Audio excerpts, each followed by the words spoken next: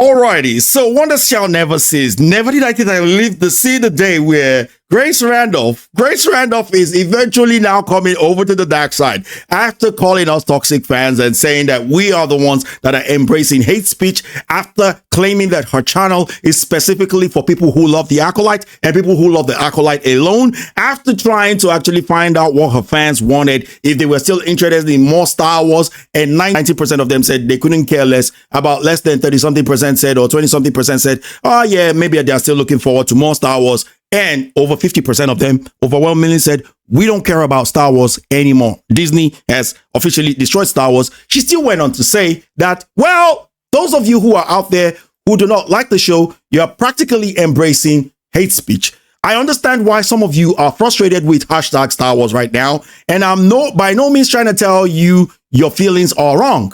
I do feel the loudest voices against Star Wars The Acolyte or hashtag The Acolyte are taking on hate speech qualities, and that does not help your cause. Now, why is she saying this? Well, it's because Amanda Stenberg came out to say that, well, she was being attacked by a lot of people. She was being showed a lot of hate, so she had to release a diss track to fight back that hate. She was even saying that she was experiencing threats, right? Death threats and whatnot, which I will never advise anybody to do. Please do not go and threaten this woman, right? Every YouTuber I know has been saying the same thing. Please do not go and threaten these people. Leave them alone, right? If you don't like the show, just talk about the show. If you like the show, good for you. If you don't like the show, good for you, right? Leave them alone. And of a truth, they have no proof to all the claims that they have been making. So let's dive right in. Let's see what finally was what tipped her off the edge and turned her over to the dark side and made Grace Randolph into a toxic fan herself.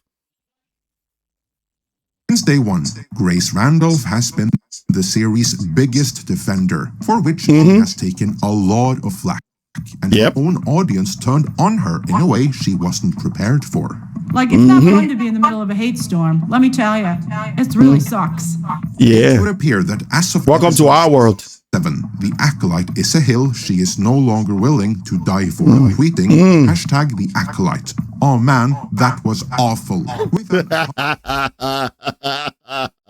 It took you long enough. It done took you long enough, Gracie, right? This is something we've seen from day one about this show. From day one.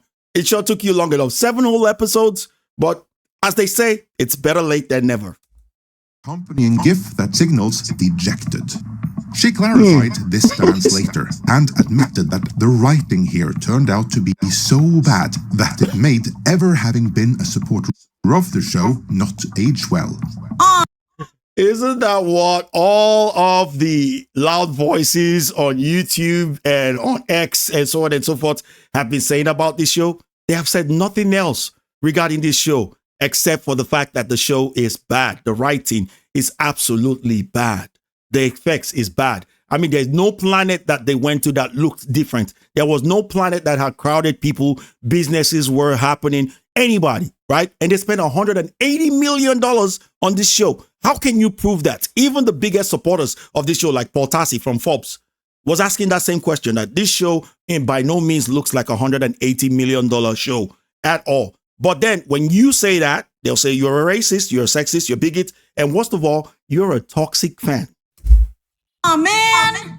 It was a toxic fan now. Embarrassing. It was real embarrassing. It was embarrassing for everybody in the show, embarrassing for everybody who makes the show, and perhaps worst of all, embarrassing for all of us who have, up to this point, enjoyed the show, supported, and defended. Yeah, screw everyone and everything else. Defenders of the show most affected. So, what was it that she didn't like? Well, for one thing, the handling of Saul.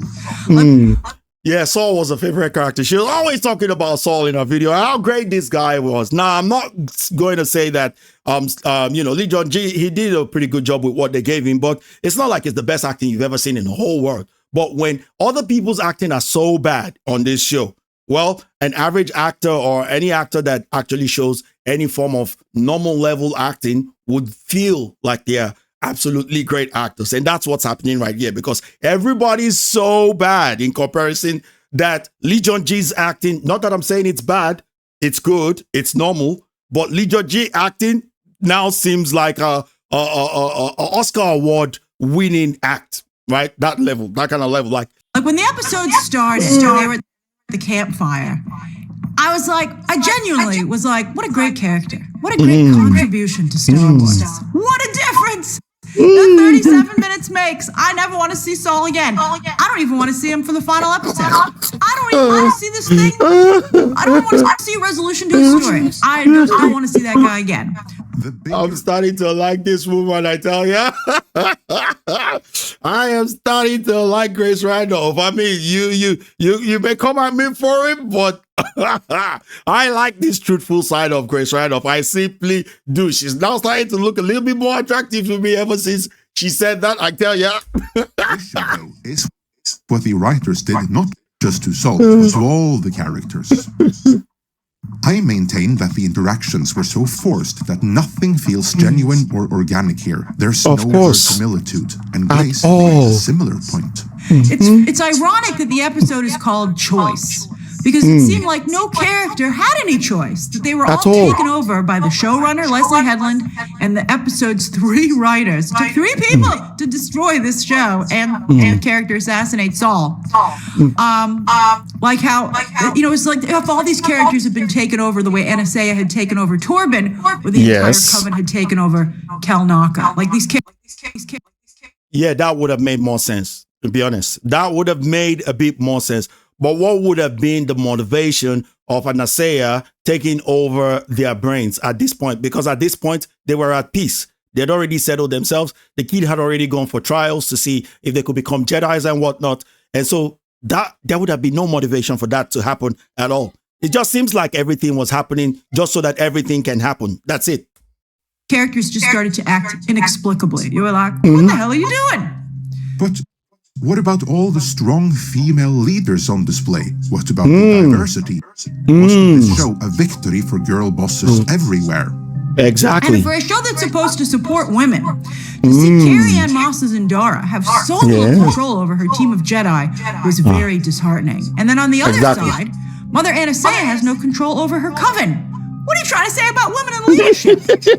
I mean, it was really offensive. And again, for a show that's supposed to be so progressive, that's the message? Well, and both these women had the Force. The Force is female, but not even the female leader of a female coven had her coven in control or in check, or could control them, or could be a good leader whom they would respect. And neither did the other side, who's a Jedi female leader, had any control over any of her subordinates, right? None of them, right?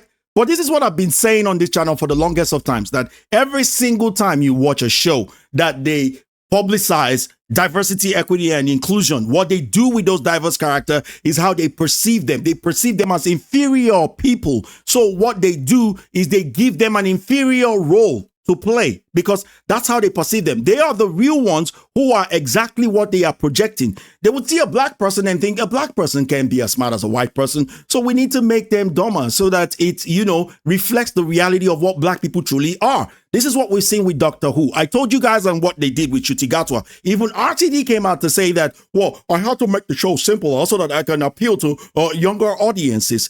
However, that's not exactly what you did. How you made the show simpler was you turned the Doctor into a simpleton, right? You made him dumber, like the easiest things he couldn't figure out. He was crying when he had easy solutions in his front. And he's always doing that. He's always yelling. And the things that they focused more on was who he would love to sleep with. That's all. And that was the whole thing about Doctor Who. And I said to you guys, they keep on doing this with many other people. Ariel, they did the same thing with her. They took a girl who cannot act, but she has the voice. She can sing. She doesn't necessarily have to be the person that plays Ariel, but they put her there regardless of the fact that she couldn't act. So they put her there as a diversity hire. And turns out when people started seeing the movie itself, it wasn't as good as the original. And that's why they didn't make any headway. They didn't make any profit. Matter of fact, they lost money for that particular movie. So we've seen this time and time again. And it's so wonderful that a person like Grace Randolph is now finally opening her eyes. Or maybe she's not. But at this particular point in time, she is. And I would like to say, Grace Randolph, welcome to the dark side, woman. Welcome to the dark side. It's such a joy to see.